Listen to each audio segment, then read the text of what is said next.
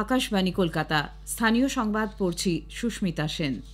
বিশেষ খবর হলো, প্রধানমন্ত্রী নরেন্দ্র মোদী আজ 6টি নতুন বন্দে ভারত এক্সপ্রেস ট্রেনের সূচনা করবেন।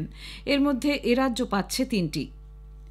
আরজি করে কর্তব্যরত তরুণী চিকিৎসকের খুন ও ধর্ষণের ঘটনায় দেরিতে এফআইআর করার ও প্রমাণ লোপাটের অভিযোগে ওই হাসপাতালের প্রাক্তন অধ্যক্ষ ডাক্তার সন্দীপ ঘোষ ও টালা থানার তৎকালীন ওসি অভিজিৎ মণ্ডলকে গ্রেপ্তার করেছে সিবিআই। মুখ্যমন্ত্রী মমতা ব্যানার্জির সঙ্গে গতকাল জুনিয়র চিকিৎসকদের আলোচনা ভেস্তে গিয়েছে। অব্যাহত থাকছে ধর্না। রাজ্যের পশ্চিমাংশের জেলাগুলিতে আজ ভারী বৃষ্টির পূর্বাভাস দিয়েছে আলিপুর আবহাওয়া দপ্তর। আইএসএল ফুটবলে গতকাল ইস্টবেঙ্গল তাদের প্রথম ম্যাচে বেঙ্গালুরু এফসির কাছে পরাজিত হয়েছে। আসছি বিস্তারিত খবরে। পশ্চিমবঙ্গ আরও 3টি নতুন বন্দে ভারত এক্সপ্রেস ট্রেন পেতে চলেছে। এগুলি হল ভাগলপুর হাওড়া, গয়া হাওড়া, রাউরকেলা হাওড়া। প্রধানমন্ত্রী নরেন্দ্র মোদী আজ ঝাড়খণ্ডের টাটানগরে মোট 6টি বন্দে ভারত এক্সপ্রেসের যাত্রার সূচনা করবেন। এর মধ্যে রাজ্যের জন্য রয়েছে এই 3টি ট্রেন।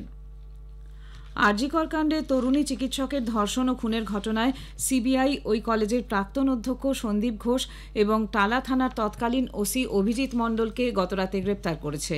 তথ্য প্রমাণ লোপাট ও দেরিতে এফআইআর করার অভিযোগে ওই দুজনকে গ্রেপ্তার করা হয়। আরজি কর কাণ্ডে দুর্নীতির অভিযোগে আগেই গ্রেপ্তার হন সন্দীপ ঘোষ। উল্লেখ্য, টালা থানার তৎকালীন ওসিকে সিবিআই এর আগে কয়েকবার জেরা করেছিল। গতকাল দুপুরে অভিজিৎ মণ্ডল এবং ঘটনার দিনের ডিউটি অফিসার ও মালখানার দায়িত্বপ্রাপ্তকে সিজিও কমপ্লেক্সে তলব করে সিবিআই। দীর্ঘক্ষণ জিজ্ঞাসাবাদের পর রাত 9:30 নাগাদ গ্রেপ্তার করা হয় অভিজিৎ মণ্ডলকে। রাতেই বিআর সিং হাসপাতালে মেডিকেল টেস্টের পর তাকে সিজিও কমপ্লেক্সে নিয়ে যাওয়া হয়। আজ তাকে শিয়ালদা আদালতে হাজির করা হবে। সেই সঙ্গে সন্দীপ ঘোষকেও রিমান্ডে নেওয়ার আবেদন করা হবে। উল্লেখ্য, তরুণী চিকিৎসকের ধর্ষণ ও খুনের ঘটনায় এ পর্যন্ত 3 জনকে গ্রেপ্তার করা হলো। এদিকে বিজেপি টালা থানার ওসির গ্রেপ্তারের ঘটনাকে স্বাগত জানিয়েছে। দলের রাজ্য সভাপতি সুকান্ত মজুমদার জানিয়েছেন, তিনি বেআইনিভাবে সন্ধেবেলায় ময়নাতদন্তের নির্দেশ দিয়েছিলেন। সিপিআইএম এর কেন্দ্রীয় কমিটির সদস্য সুজন চক্রবর্তী গ্রেপ্তারির ঘটনায় প্রতিক্রিয়া জানাতে গিয়ে বলেন, রাজ্যের স্বাস্থ্য সচিব ও কলকাতার পুলিশ কমিশনার বিনীত গোয়েলকেও গ্রেপ্তার করতে হবে। জুনিয়র চিকিৎসক ও রাজ্য প্রশাসনের মধ্যে আলোচনা গত রাতেও ভেস্তে গিয়েছে। সকালে মুখ্যমন্ত্রী চিকিৎসকদের ধর্নায় হাজির হয়ে ফের বৈঠকে বসার অনুরোধ করেন। পরবর্তী উদ্যোগে সায় দিয়ে চিকিৎসকরা সন্ধ্যায় কালীঘাটে মুখ্যমন্ত্রীর বাসভবনে উপস্থিত হলেও শেষ পর্যন্ত বৈঠক করা যায়নি। আমাদের প্রতিনিধির একটি প্রতিবেদন। কাটতে কাটতেও কাটল না জট। নবান্নের পর এবার মুখ্যমন্ত্রীর বাড়ির দুয়ার থেকে আলোচনা না করেই ফিরে গেলেন আন্দোলনরত জুনিয়র ডাক্তাররা। বৃষ্টি ভেজা সন্ধ্যায় ঘন্টা দুয়েকের বেশি ধরে দর কষাকষির পর আবারও ভেস্তে গেল আলোচনার প্রক্রিয়া। নবান্নের বৈঠকের মতো এদিনও বৈঠকে সরাসরি সম্প্রচারের দাবিতে অনড় ছিলেন আন্দোলনকারীরা। প্রথমে মুখ্য সচিব, রাজ্য পুলিশের ডিজি সহ প্রশাসনের শীর্ষকর্তারা এবং পরে খোদ মুখ্যমন্ত্রী তাদের বুঝিয়ে সুঝিয়ে বৈঠকের আহ্বান জানালেও জট কাটেনি। বৈঠকে না গিয়ে মুখ্যমন্ত্রীর বাড়ির সামনে অপেক্ষা করতে থাকেন আন্দোলনকারীরা। অন্যদিকে বাড়ির ভিতরে অপেক্ষা করতে থাকেন মুখ্যমন্ত্রী সহ সরকারি কর্তারা। এরপরে একটা সময় একে একে স্বাস্থ্য প্রতিমন্ত্রী সহ প্রশাসনের কর্তারা মুখ্যমন্ত্রীর বাড়ি থেকে বেরিয়ে যান। এর কিছুক্ষণ পরে বেরিয়ে যান জুনিয়র ডাক্তাররাও। এদিনের বৈঠকের প্রক্রিয়া ভেস্তে যাওয়ার জন্য দুপক্ষ পরস্পরকে দায়ী করেছে। রাজ্য সরকারের বক্তব্য, আন্দোলনকারীদের তরফে এই আলোচনার জন্য পাঠানো অনুরোধপত্রে কোথাও সরাসরি সম্প্রচারের দাবি ছিল না। কালীঘাটে পৌঁছানোর পর কয়েকজন প্রতিনিধি ওই দাবি তুলে সরব হন। অন্যদিকে বৈঠক বানচাল হয়ে যাওয়ার জন্য রাজ্য সরকারকে দায়ী করেছেন জুনিয়র ডাক্তাররা। সব মিলিয়ে আরজি কর কাণ্ডের পর থেকে জুনিয়র ডাক্তারদের কর্মবিরতি ঘিরে যে অচলাবস্থা তৈরি হয়েছে তা অব্যাহত রইল আরও একটি গোটা সপ্তাহ। অভিরূপ ভট্টাচার্য, আকাশবাণী সংবাদ, কলকাতা। স্বাস্থ্য ভবনের সামনে জুনিয়র চিকিৎসকদের অবস্থানস্থলে হামলার ছক কষার অভিযোগে ধৃত ডিওয়াইএফআই নেতা কলতান দাশগুপ্ত এবং যুবকর্মী সঞ্জীব দাসকে 7 দিনের পুলিশ হেফাজত দিয়েছে আদালত। গতকাল দুজনকেই পুলিশ বিধাননগর আদালতে তোলে। হামলার ছকের অডিও ক্লিপ ভাইরাল হওয়ার পরই এই নিয়ে তোলপাড় শুরু হয়। তদন্তে নেমে শুক্রবার হালতু থেকে সঞ্জীব দাস ওরফে বুবলাইকে পুলিশ গ্রেপ্তার করে। তাকে জিজ্ঞাসাবাদ করেই বাম যুবনেতা কলতানের নাম উঠে এসেছে বলে পুলিশের দাবি। এরপর গতকাল ভোরে লালবাজারের অদূরে ফিয়ার্স লেনে বাম কর্মী সমর্থকদের অবস্থান স্থল থেকে বাড়ি যাওয়ার পথে টালিগঞ্জ ফাঁড়ির কাছে কলতান এবং আরও এক সিপিআইএম নেতা সংগ্রাম চট্টোপাধ্যায়কে আটক করা হয়। জিজ্ঞাসাবাদের পর সংগ্রামকে ছেড়ে দেওয়া হলেও কলতানকে পুলিশ গ্রেপ্তার করে। উল্লেখ্য, তৃণমূল কংগ্রেস নেতা কুণাল ঘোষ এই অডিও ক্লিপটি প্রকাশ্যে আনেন।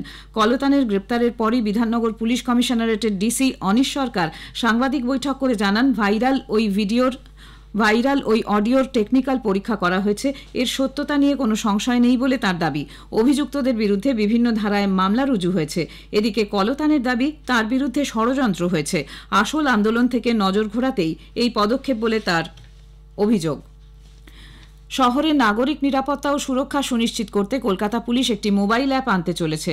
নারী শক্তি নামের এই অ্যাপের মাধ্যমে বিপদে পড়া নাগরিকদের প্যানিক বাটন টিপে সাহায্য চাইলে তা ভবানী ভবনের এমার্জেন্সি রেসপন্স সার্ভিস সিস্টেম ও 100 ডায়ালের কন্ট্রোল রুমের মাধ্যমে পুলিশের কাছে পৌঁছবে।